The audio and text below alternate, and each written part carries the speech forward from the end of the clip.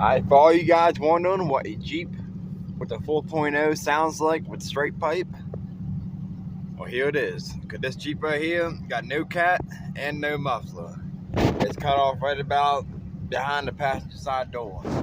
So, we're going to stop now, and I'm just going to take off casually.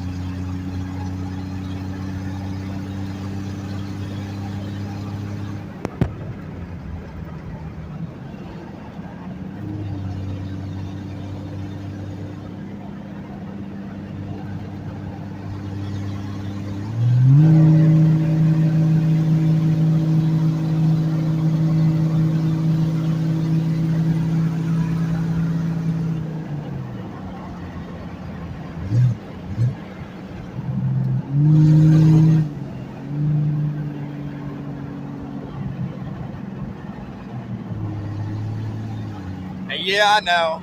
Only one of my light bulbs are working. I gotta redo the wiring.